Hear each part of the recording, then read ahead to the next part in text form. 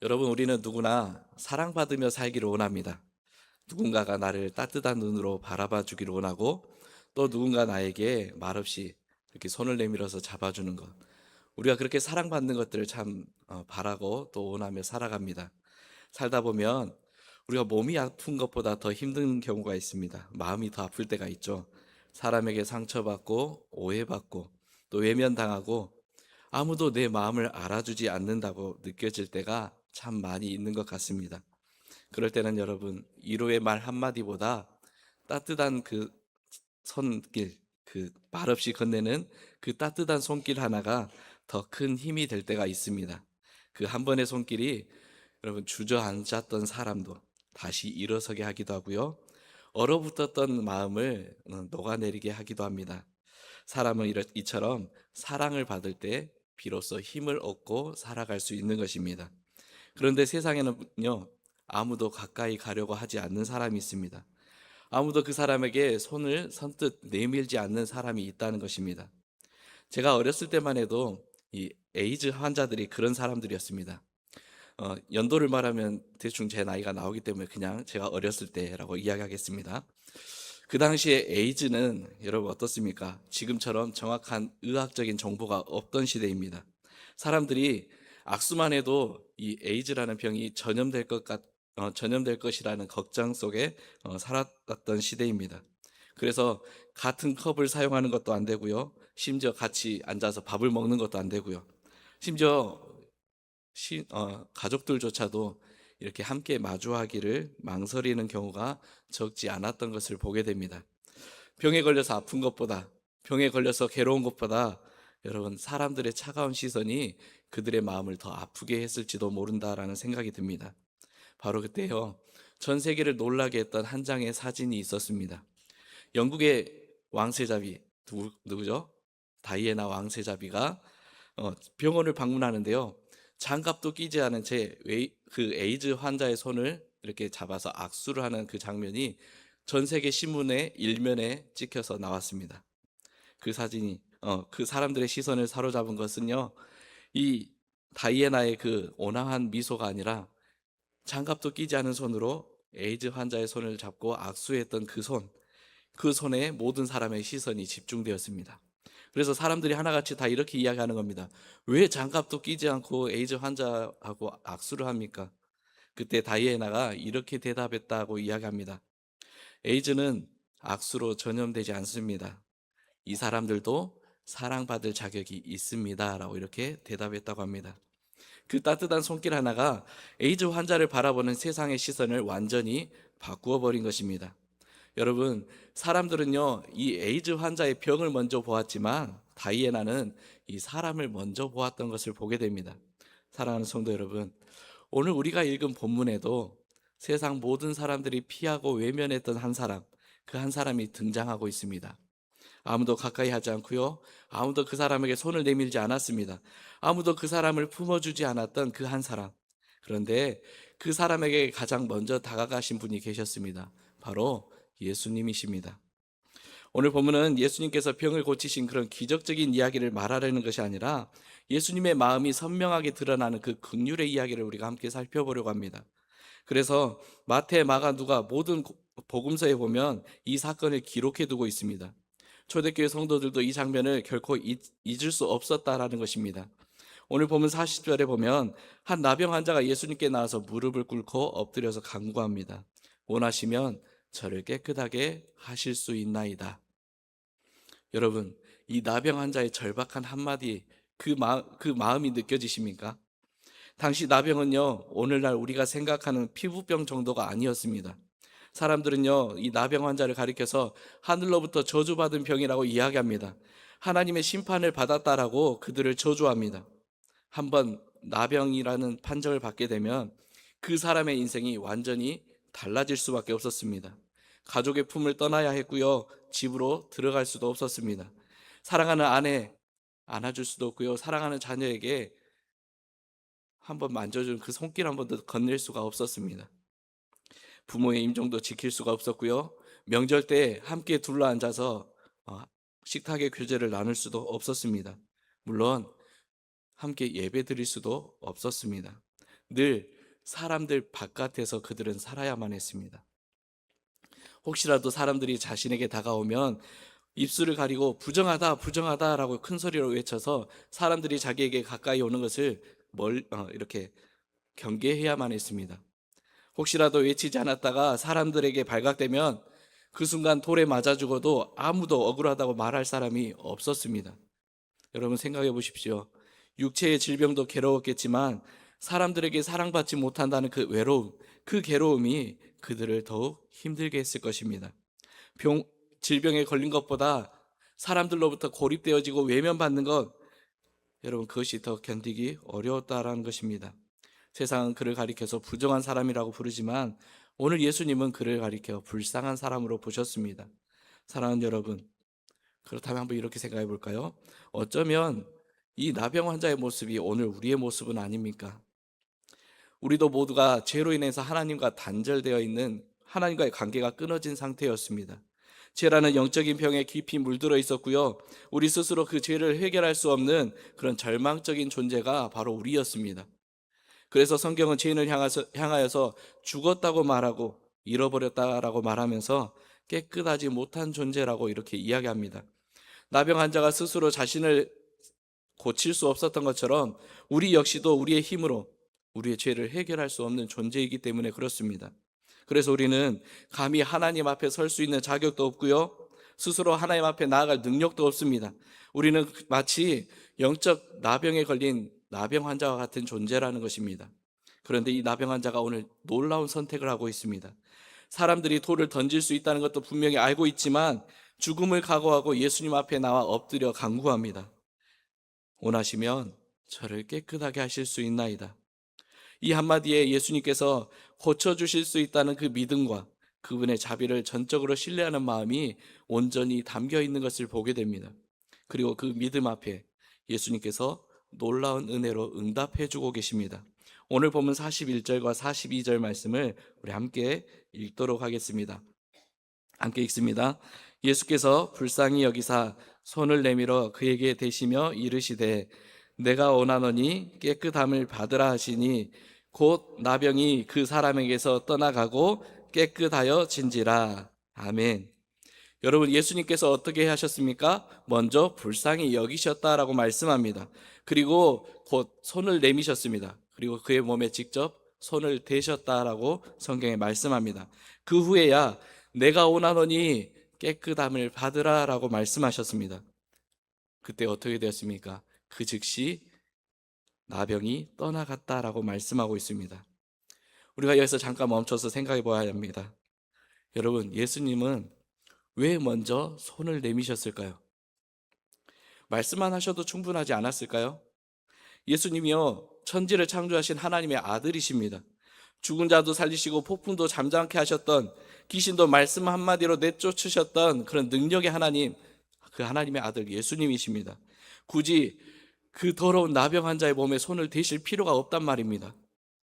실제로 백부장의 종 하인도 예수님께서 직접 찾아가지 않으시고 말씀만 하옵소서라고 백부장이 고백했을 때 예수님께서 멀리 있던 그 하인도 고쳐주셨습니다.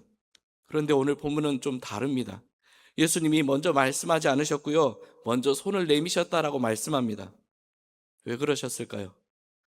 그 나병 환자에게 지금 가장 필요한 것은 병이 낫는 것이 아니라는 것입니다. 생각해 보십시오. 그 나병 환자, 언제 마지막으로 누군가의 손을 잡아보았을까요? 언제 마지막으로 가족의 품에 안겨보았을까요? 언제 마지막으로 누군가가 자신을 향해 웃어주었을까요? 아마 기억조차도 나지 않을 것입니다. 오랫동안 아무도 그를 만져주지 않았고요, 가족도 친구도 이웃도 아무도 손을 내밀어 주지 않았습니다. 사람들은 그를 볼 때마다 나병에 걸린 그 질병의 모습들만 봅니다. 그를 향해서 부정하다, 저주하기만 했습니다. 그러나 예수님은요, 그 나병이라는 병을 보지 않으시고요, 그 사람을 먼저 보셨다라는 것입니다. 나병보다 그가 흘리는 눈물을 먼저 보셨다라는 것입니다. 썩어져가는 그 피부보다, 골마져가는 그 고름 가득한 그 피부보다 그의 찢어지는 마음을 먼저 보셨다라는 것입니다. 그래서 예수님은 그 병을 고쳐주시기 전에 먼저 그의 상한 마음을 안아주신 것입니다. 그래서 예수님께서 그를 만지신 것은 우리가 아는 그런 단순한 신체 접촉이 아닌 것입니다. 그 손길, 그 예수님의 손길 안에는 말로 표현할 수 없는 사랑이 담겨 있는 것입니다. 나는 너를 피하지 않아. 나는 너를 버리지 않아. 난 너를 저주하지 않을 거야. 너를 더럽다고 생각하지 않아.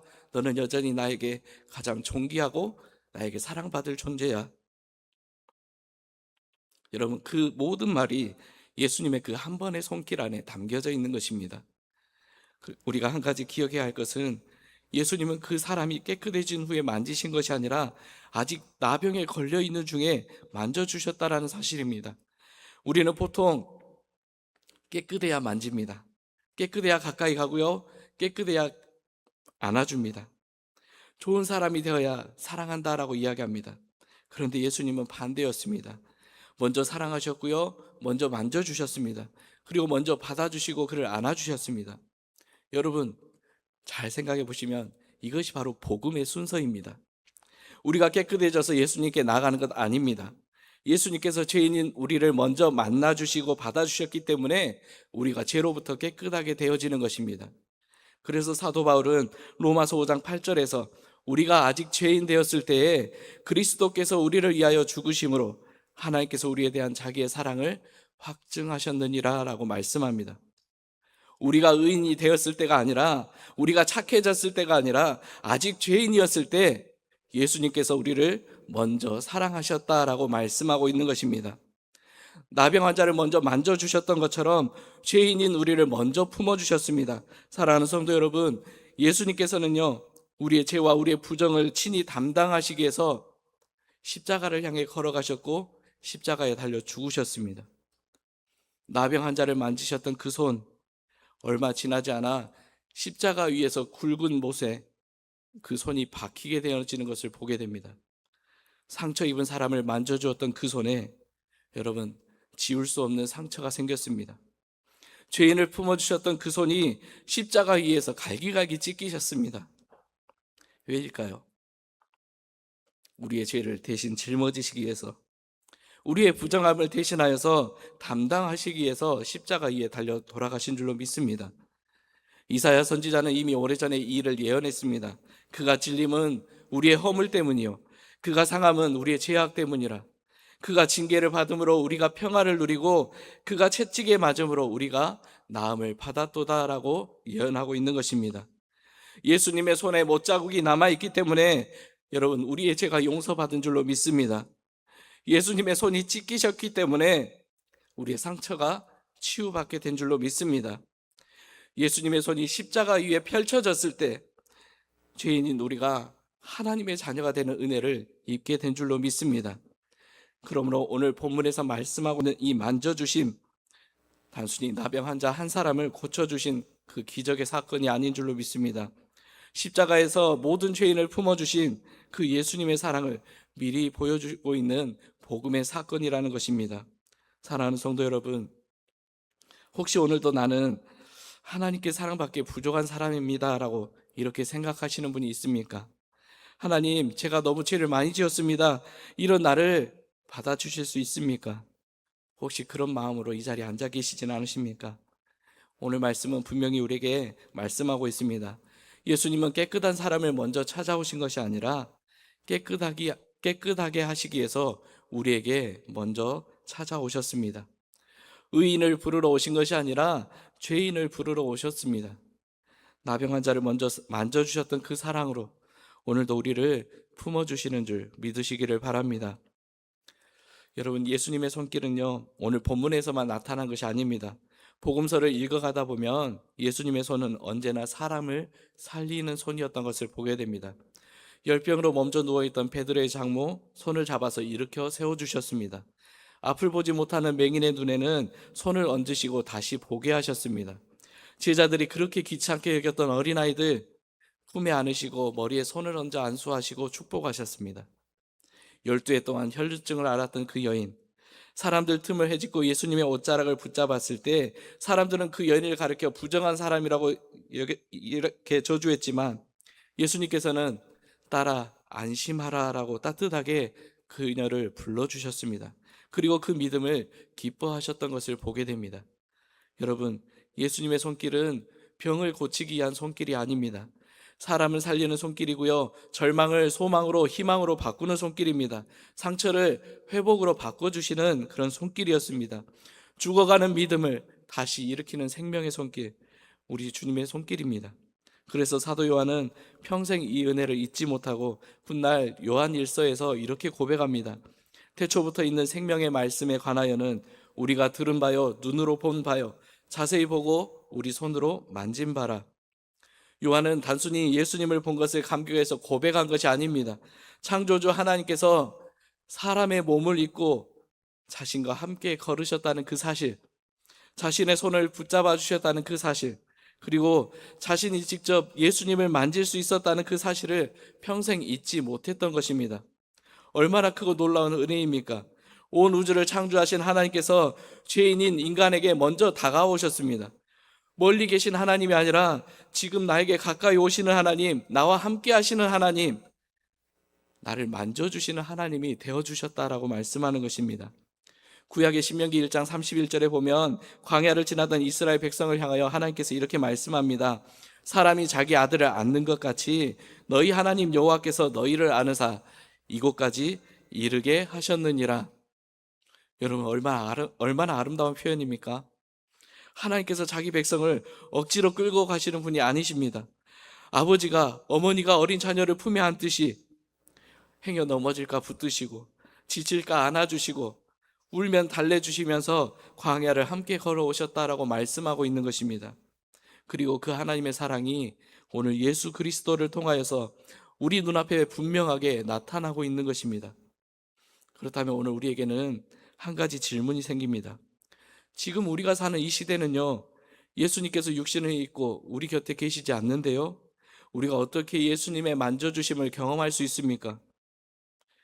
예수님께서는 십자가 부활을 이루신 후에 하늘로 올라가시면서 우리에게 놀라운 약속을 남겨주셨습니다. 내가 너희를 고아와 같이 버려두지 아니하리라. 그리고 보혜사 성령님을 우리에게 보내주셨습니다. 그 예수님의 손길이 끝나지 않고 오늘도 성령님을 통하여서 우리 가운데 계속되고 있다고 말씀하고 있는 것입니다. 우리 마음속에 계신 성령님은 우리 자신도 다 알지 못하는 깊은 곳까지 알고 계시는 분이십니다. 우리 사람들은 어떻습니까? 겉모습만 보고 판단합니다. 웃고 있으면 괜찮나 보다라고 이렇게 오해하기도 합니다.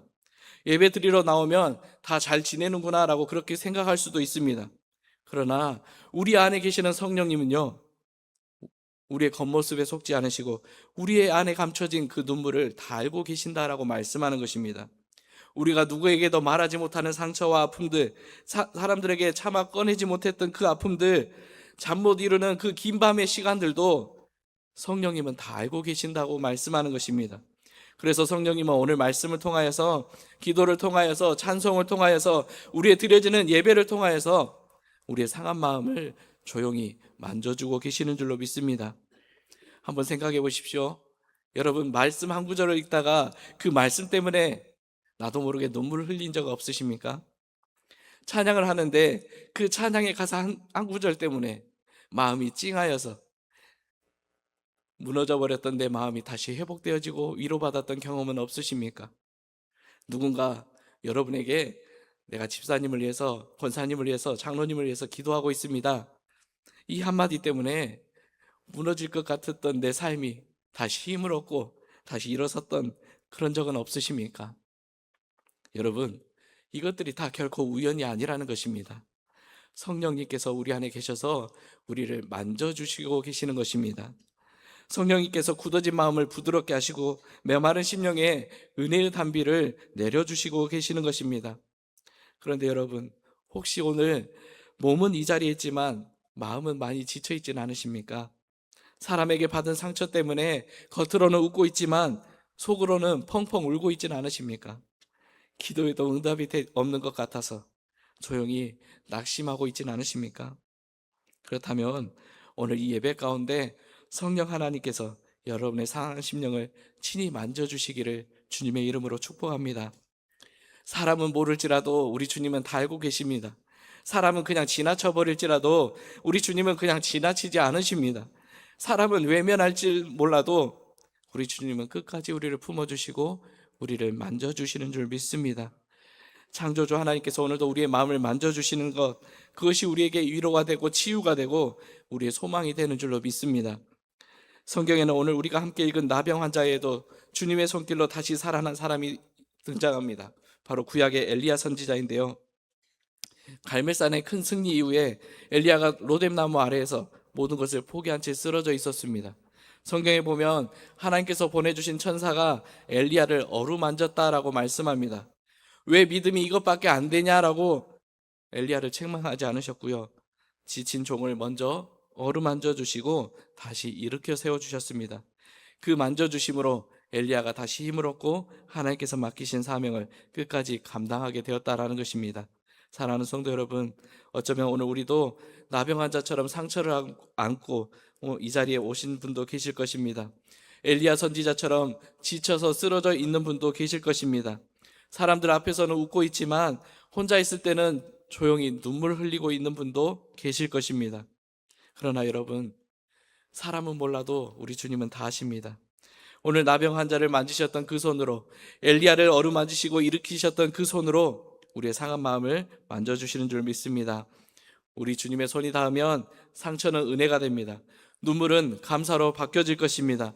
절망은 소망이 되고 두려움은 믿음으로 바뀌어지는 줄로 믿습니다. 왜냐하면 우리 하나님은 죽은 자도 살리시고 상한 자를 회복시키시는 그런 전능하신 하나님이시기 때문입니다. 그런데 여러분, 오늘 말씀은 여기에서 끝나지 않습니다.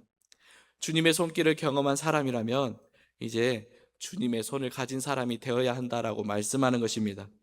예수님께서 우리를 품어주셨기 때문에 우리도 누군가를 품어줄 수 있어야 하는 것입니다. 예수님께서 우리를 받아주셨기 때문에 우리도 누군가를 받아줄 수 있어야 하는 것입니다. 예수님께서 우리의 상처를 어루만져 주셨기 때문에 우리도 누군가의 상처를 어루만질 수 있는 예수님의 마음을 가진 사람들이 되어야 할 것입니다. 그래서 사도 바울은 로마서 15장 7절에서 우리에게 이렇게 권면합니다. 그러므로 그리스도께서 우리를 받아 하나님께 영광을 돌리심과 같이 너희도 서로 받으라. 여러분, 그런데 우리가 사는 이 시대는요, 함부로 손을 내미는 것조차도 조심스러운 시대입니다. 그러나 우리 주님의 손길은 손으로 전하는 것만이 아니잖아요.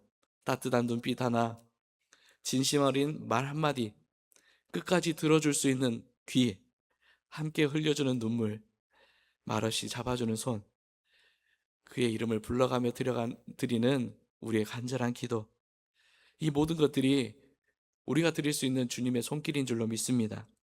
사랑하는 성도 여러분, 이제 이 예배를 마치고 집으로 돌아갈 건데요, 집으로 돌아가실 때 딱 한 사람만 생각해 보십시오. 이번 한 주 예수님의 손길이 필요한 사람이 누구일까? 그 사람이 내 가족일 수도 있고요, 우리 교회 안에 있는 성도일 수도 있고요, 내가 함께 일하고 있는 직장의 동료일 수도 있습니다. 이번 한 주 그 사람에게 예수님의 마음으로 먼저 한 발짝 다가갈 수 있기를 바랍니다. 따뜻한 말 한마디, 말없이 건네는 그 손, 또 진심 어린 위로, 또 그를 위해서 드리는 기도, 이 작은 사랑의 실천이 여러분 그 사람에게는 다시 일어설 수 있는, 또 다시 살아가게 되는 용기가 될 줄로 믿습니다.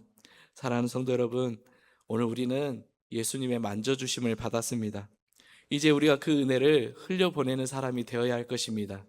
바라기는 이번 한 주간 여러분의 손이 예수님의 손이 되어서 상한 마음을 품고 있는 사람에게, 또 낙심한 사람을 일으키고 주님의 사랑을 전하는 그런 저와 여러분이 될 수 있기를 주님의 이름으로 간절히 축복합니다.